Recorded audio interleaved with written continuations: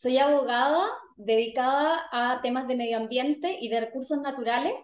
Actualmente soy socia de Segers Abogado y además participo en diversas asociaciones relacionadas con el derecho ambiental, como es la Comisión de Medio Ambiente del Colegio de Abogados y la Asociación Chilena de Derecho Ambiental, ACHIDAM. Desde esas organizaciones lo que buscamos es generar debate respecto de los temas relevantes en materia ambiental, por ejemplo, los aspectos medioambientales de la nueva Constitución, los desafíos del cambio climático o las nuevas normativas que se han dictado sobre esta materia.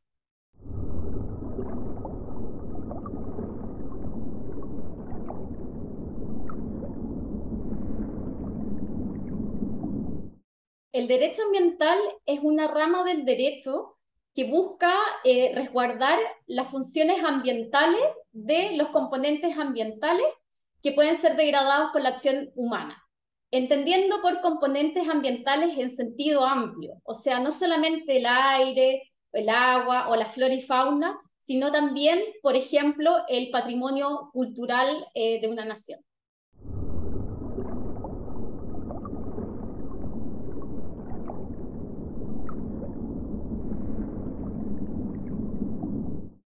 La figura de los derechos de la naturaleza es una figura que no existe actualmente en la normativa chilena, pero sí existe en otros países, por ejemplo en Ecuador, en Nueva Zelanda, en Canadá. Los derechos de la naturaleza parten desde un cambio de paradigma, de entender que la naturaleza no solamente es un objeto de protección, sino también es un sujeto de protección. Y en diversos países la regulación que ha tenido puede ser de distintas maneras. En algunos países, por ejemplo en Ecuador, es una figura amplia, o sea, de decir que toda la naturaleza tiene derechos y cualquier persona puede defender los derechos de la naturaleza en caso de que estos sean vulnerados, versus en otros países, por ejemplo, en Nueva Zelanda o en la India, que más bien lo que se ha resguardado son ciertos elementos de la naturaleza en particular. Por ejemplo, un bosque determinado, un río determinado, respecto al cual también existe como un guardián determinado que va a cuidar porque se cumplan y se respeten efectivamente esos derechos.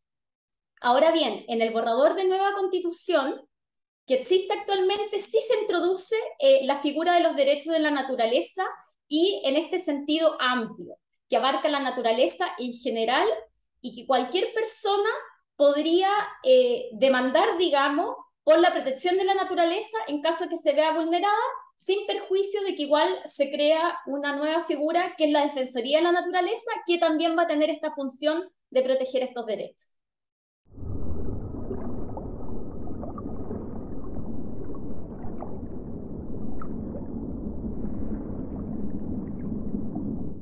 La participación de la ciudadanía en Chile, yo diría que ha ido en aumento, que cada vez es más importante y cada vez tiene más derechos. Sin embargo, todavía existen muchos desafíos.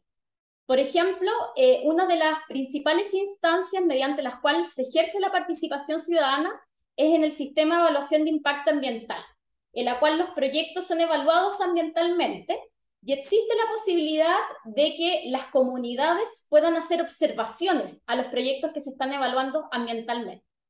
El problema es que actualmente, como está establecido el sistema, es muy formalista. O sea, de partida supone que la comunidad tiene conocimiento de un determinado proyecto solamente por el hecho de que se publique un determinado proyecto en el diario. Y en segundo lugar, los únicos derechos que tiene la comunidad es hacer observaciones al proyecto y que estas observaciones sean respondidas. Entonces, lo que pasa en muchos casos es que el derecho a participación ciudadana es más bien formalista. Se queda con la formalidad de que se hicieron las publicaciones, se queda con la formalidad de que se hicieron las observaciones, pero no se resuelve el fondo de las preocupaciones ambientales que tiene la comunidad.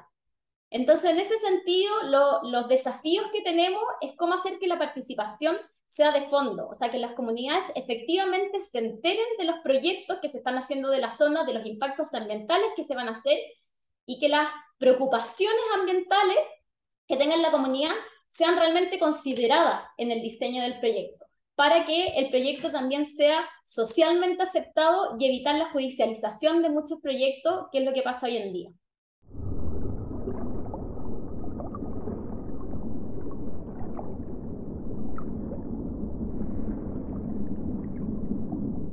El Acuerdo de Escazú es un acuerdo regional de América Latina y el Caribe que dice justamente relación con la participación ciudadana.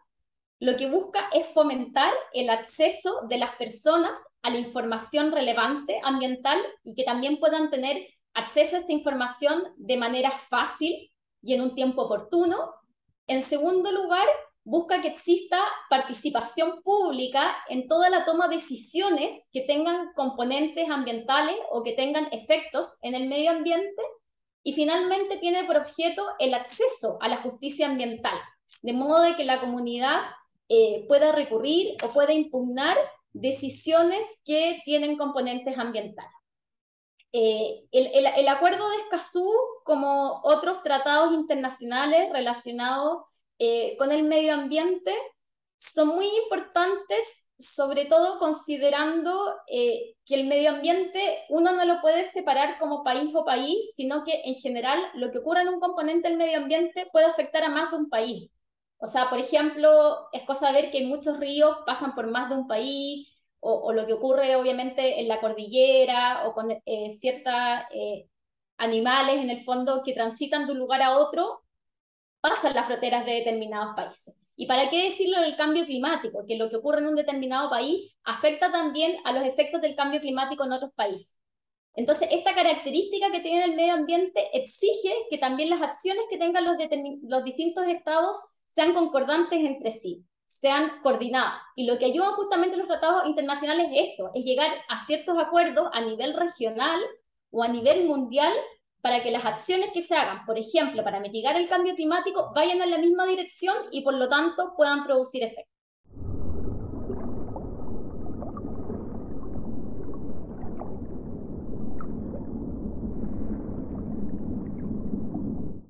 En Chile existe algún tipo de protección a las ballenas en caso de que exista una colisión de naves con ellas.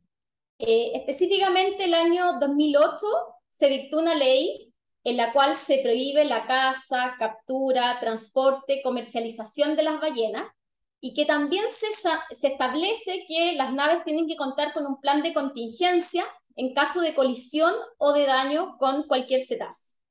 Asimismo, se establece un procedimiento de rescate en caso de que ocurran estas colisiones. En esta ley se establecen algunas sanciones, incluidas cárcel, en caso de que se dé muerte a alguna ballena.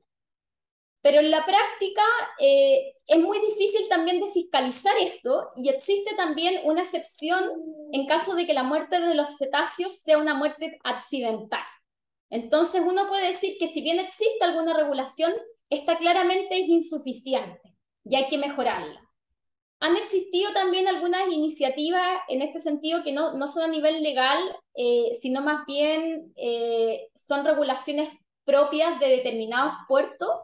Y ahí, por ejemplo, tenemos el ejemplo en parte de Chiloé, que hay una regulación del tráfico marítimo y se establece que las naves tienen que circular a determinada velocidad, que tienen que existir vigías que vigilen el tránsito de los cetáceos, que no hay que interponerse en el camino de las ballenas o entre una ballena y su cría, y una serie de directrices para evitar que se produzcan estas colisiones.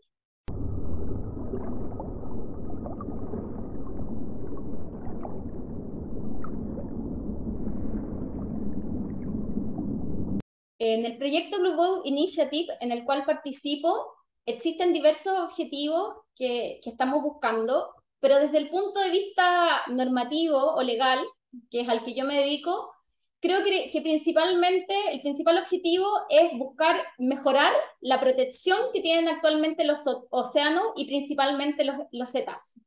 Y como segundo objetivo también fomentar acciones para poder combatir los efectos del cambio climático, especialmente aquellas soluciones basadas en la naturaleza.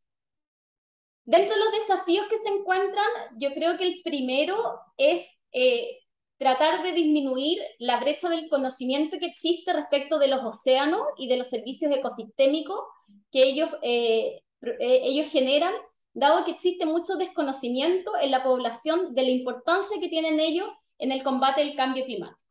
Y como segundo desafío, yo creo que está la necesidad de llegar a un gran acuerdo nacional entre el sector público, el sector privado, la sociedad civil, para poder tomar acciones concretas y efectivas para proteger los océanos y para poder mitigar las consecuencias del cambio climático.